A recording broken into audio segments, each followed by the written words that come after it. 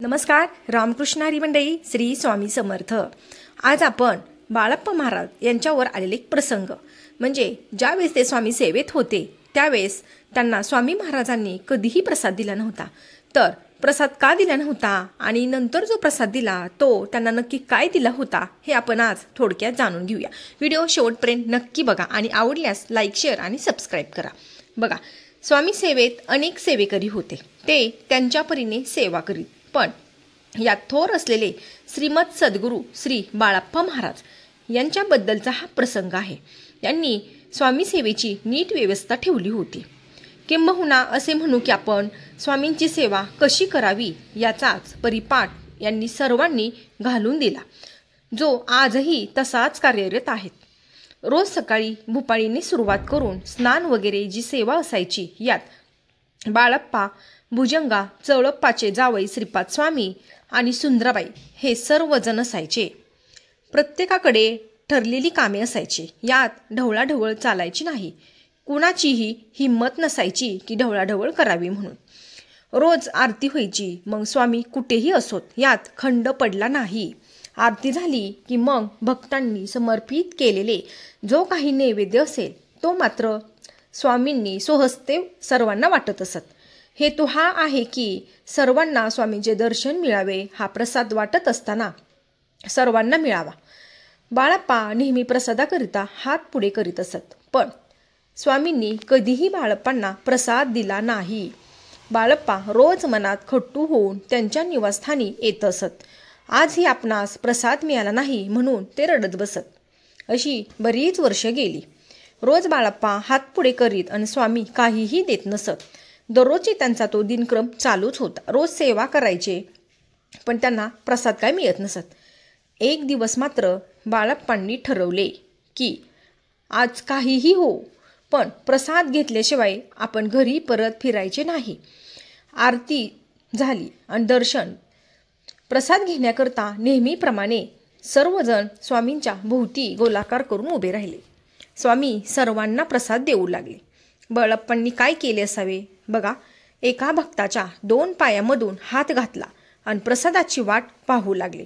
हेतू हा आहे की स्वामींना मी दिसूच नाही. वास्तविक स्वामींच्या या सृष्टीचे चालक आहेत, मालक, पालक आहेत. मग कुठलीही गोष्ट त्यांच्यापासून लपणे शक्यच नाही. पण लीला करायच्या म्हटल्यानंतर त्यांना कोण अडवणार नाही का? असो, स्वामी प्रसाद वाटत वाटत बाळप्पाच्या हातापर्यंत आले आणि फक्त एक क्षण भरत स्वामी थांबले आणि दुसऱ्या क्षणी बाळप्पाच्या हातात भली मोठी खारीक प्रसाद म्हणून पडली. बस एका क्षणात बाळप्पांनी ती खारीक घट्ट पकडली व तेथून धूम ठोकली. न जाणो स्वामी पाहतील आणि मोठ्या कष्टाने मिळालेला प्रसाद स्वामी काढून घेतील. बाळप्पा आपल्या घरी आले. दरवाजा आतून बंद केला. ती खारीक हृदयाशी धरून प्रसाद मिळालेली आहे म्हणून घट्ट धरली व डोळे बंद करून खूप रडू लागले. आनंदाने त्यांच्या डोळ्यातून अश्रू वाहू लागले. स्वामी का होईना इतका वेळ लावलात की या गरिबाला प्रसाद देण्यास? मजब पामराकडून असा काय अपराध घडला की मला एवढी वाट पाहावी लागली? हा मजपांबराचे आज भाग्य उजळले. मला स्वामींचा प्रसाद मिळाला असे म्हणत ते लहान मुलांसारखे कितीतरी वेळ तो प्रसाद ग्रहण न करता तसेच घेऊन ते रडत राहिले. त्यांची भावसमाधी लागली होती आणि तेवढ्यात दरवाजा जोरजोरात वाजू लागला. बाळप्पा दार उघडा, बाळप्पा दार उघडा असा आवाज कोणीतरी बाहेरनं देत होतं की स्वामींनी तुम्हाला असेल तसे बोलवले आहे. झाले. बाळप्पांनी ओळखलेच की स्वामींनी का बोलवले ते. त्यांच्या पुढे जाण्याशिवाय दुसरा पर्यायच नव्हता. बाळप्पांना कळून आलं की मला महाराजांनी का बोलवलं आहे. मान खाली घालून बाळप्पा स्वामींपुढे हाताची मूठ धरून उभे राहिले. महाराज बोलले, हरामखोर, हमसे नजर चुरा के प्रसाद लेके जाता है, तू बड़ा जिद है, ना तू मुझे छोडेगा ना मैं तुझे. लाओ प्रसाद ला. बाळप्पांनी ती खारीक स्वामींना देऊन टाकली. स्वामींनी ती खारीक घेतली आणि बाळप्पाला अत्यंत प्रेमाने जवळ घेत म्हणाले, अरे तू या प्रसादाच्या मागे काय लागला आहेस? जो प्रसाद तुला द्यायचा आहे तो मी कधीच दिला आहे. माझ्या मांडीवर तुला घेतले आहे. माझ्या मांडीवर शेजारीच मांडी घालून बस, हाच तुला प्रसाद आहे. यानंतर बाळप्पांनी कधीही प्रसादाचा हट्ट केला नाही. ओळखलं का तो कुठला प्रसाद आहे?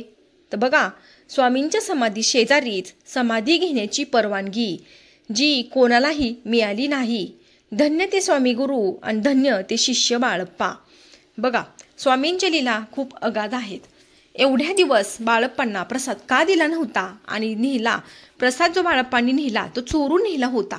म्हणजेच स्वामींना दिसू नये म्हणून अशा 2 टांगड्यांच्या मधून त्यांनी हात घालून तो प्रसाद महाराजांकडून घेतला होता, जेणेकरून महाराजांना जर आपण दिसलो तर महाराज आपल्याला प्रसाद देणार नाही. त्यांचा हेतू हाच होता. पण तरीसुद्धा महाराजांना कळालंच, कारण ते या सृष्टीचे, या जगाचे चालक, मालक आणि पालक आहेत. महाराजांनी त्यांना नक्की कुठं आसन दिलं? बघा, आपण जर महाराजांची खूप सेवा केली, निस्वार्थीपणे सेवा केली, कोणताही हेतू मनात न धरता आपण त्यांची सेवा केली तर आपल्याला सुद्धा मेवा नक्कीच मिळणार आहे. बाळप्पा महाराजांनी सुद्धा अशीच निस्वार्थीपणे सेवा केली होती, त्यामुळे त्यांना त्याचं असं छान फळ मिळालं. तर हा होता छोटासा व्हिडिओ. आवडल्यास लाईक, शेअर आणि सबस्क्राईब करा. तोपर्यंत तुम्हा सर्वांना श्री स्वामी समर्थ.